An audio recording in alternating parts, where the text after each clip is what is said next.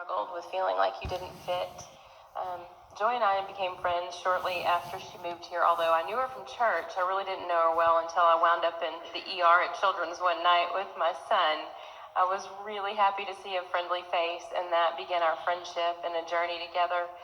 When Cindy expressed her heart for this topic, I knew Joy would be perfect because Joy has been through a lot, and she's been brutally honest about her experiences and the choices she's made. And I asked her if she would read to you tonight her response to me when I asked her these questions in email, because she said it so well, and I don't want you guys to miss a second of it. I think my feelings of inadequacy began at a very young age, maybe late elementary, for sure by middle school.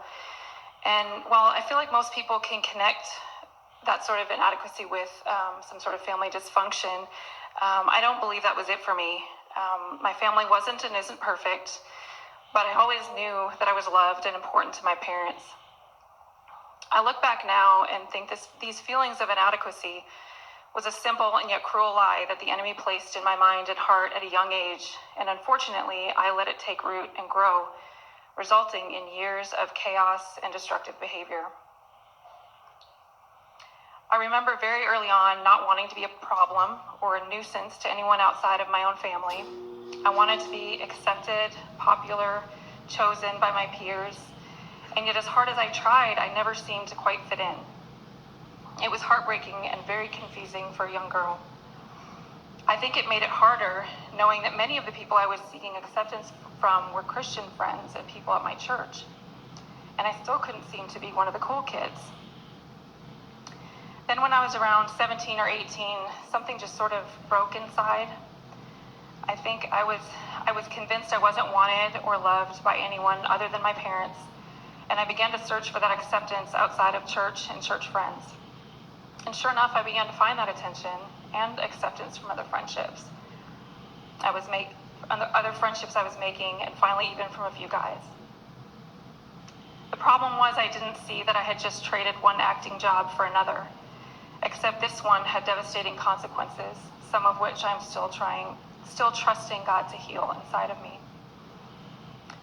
I was still desperately trying to fit in and please others. The only thing that had changed was what I was willing to do to get that perceived acceptance.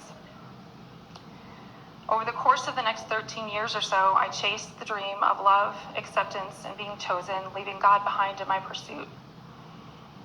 I allowed my spirit and the core of who God created me to be as a woman to be destroyed by every drunken night, illicit sexual encounter, and the lie that I wasn't good enough. I believe it would have destroyed me if not for the prayers of people that love me and Jesus who loved me in my wickedness and brokenness and relentlessly pursued my heart and saved me. I have learned that love and contentment and peace cannot be found outside of a relationship with Jesus. I have learned that there are consequences to sin, and while I am free to make many different choices in my life, I don't get to choose the consequences of my sin, who it will affect, or how long those consequences will last. I walked away from God's love and chose to participate in a life of sin and selfishness, and yet He still pursued me. He still loved me, wanted me, and forgave me. It's pretty hard not to have a crystal clear picture of what love, grace, and forgiveness really look like when I've been given these gifts.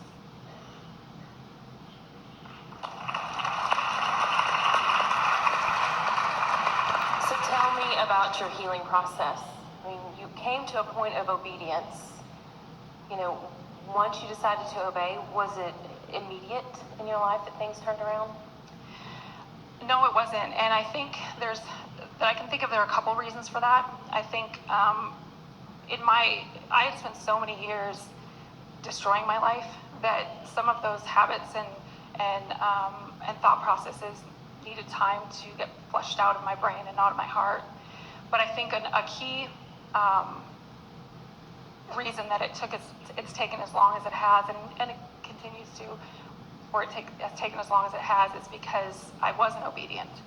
I was scared. I had doubt, and I gave in to those doubts and fears by disobeying what I knew God was asking me to do and letting go of some of those habits and some of those past relationships and lifestyles that I had been a part of my life for 15 years or longer. And so I think that, but ultimately, he's been so faithful in being patient with me.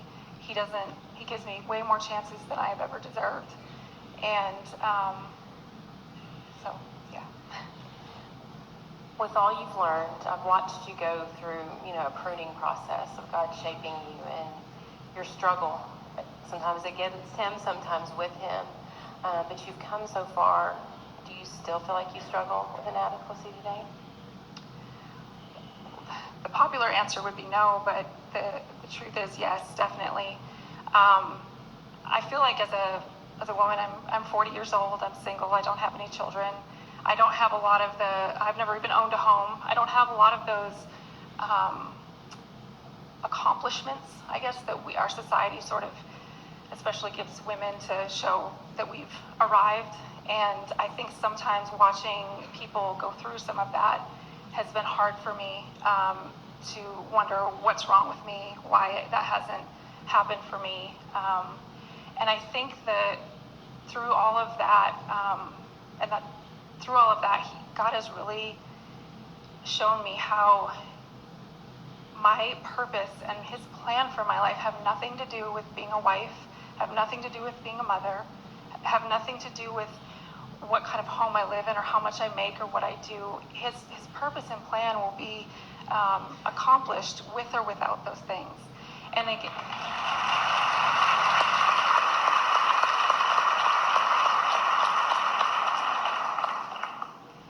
I guess I have found so much strength and peace and comfort in that, in knowing that I can move forward and that he has and continues to redeem my life. Now, I will add too that I think I certainly don't want to glamorize the situation. The things that I chose to do and participate in were incredibly painful or created incredibly painful consequences, not only for myself, but for the people around me and people that were involved or indirectly or directly.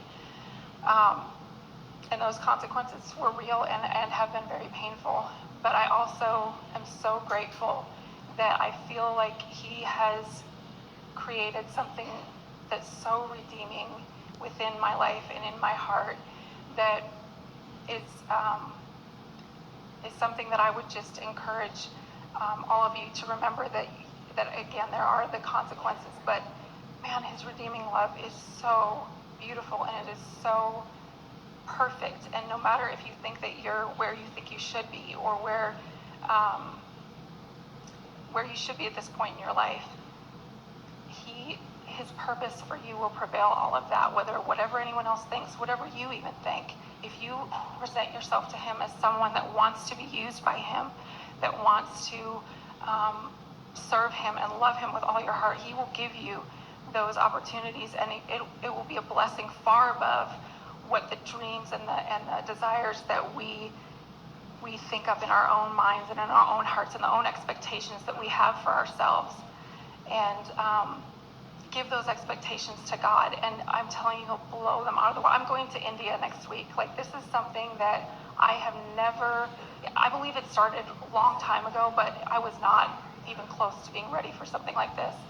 And I'm terrified, almost as terrified as I am sitting up here right now. But we will all pray for you.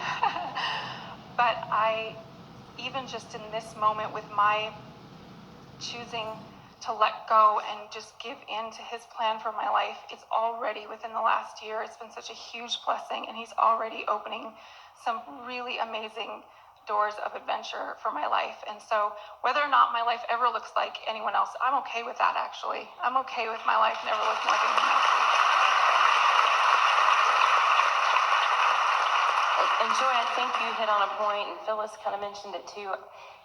Society tells us a lot what the measuring stick is for our life, what we should look like.